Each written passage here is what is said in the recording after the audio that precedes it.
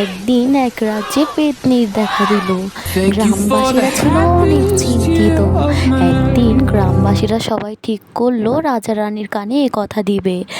তারা তাই রাজা রানীর কানে এই কথাটা দিল এবং রানী রাজাকে বলল, রাজামশাই রাজামশাই, এখানে নাকি পেত্নী এসেছে, আমাদের কিছু করা দরকার।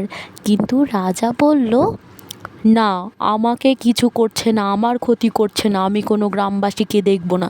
রানী বলল, তাহলে আমিই যাব সেই পেত্নির কাছে।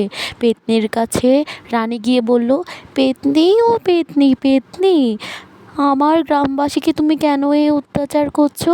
মুক্ত করো আমার গ্রামবাসীকে এই বিপদ থেকে, তাড়াতাড়ি মুক্ত করো। আমি এসেছি তোমার কাছে। কেন তুমি এই গ্রামবাসীকে এত অত্যাচার করছো?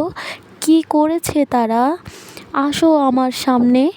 এই কথা শুনে পেত্নী আসলো, বলল, আমি ছিলাম খুবই ভালো কিন্তু গরিব ঘরের। এই গ্রামবাসীরা মিলে আমার জীবনটা ধ্বংস করে দিয়েছে। আমার পেটে বাচ্চা ছিল, এক ডাক্তার আমার এই বাচ্চাকে বের করেছে এবং সে এখন খুবই ছোট। বাচ্চাটাকে একজন নিয়ে গেছে, বড় করছে। তোমরা যদি তাকে দেখো তাহলেই আমি এই গ্রামবাসীকে শান্তি দেব, না হলে আমি এই গ্রামবাসীকে কখনোই শান্তিতে থাকতে দিব না। এই গ্রামবাসীরা খুবই খারাপ, আমার এই ছোট্ট ঘরটা জ্বালিয়ে দিয়েছে। সে কথা শুনে রানী, প্রতিবেশী এবং সবাই সে মেয়ের কাছে গেল আর মেয়েটাকে একটা ঘর করে দিল এবং মেয়েটার মা বাবা ঠিক করে দিল যারা তাকে দেখবে।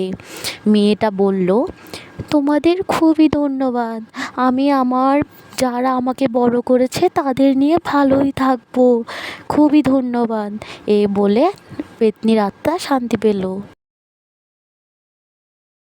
Ah, but,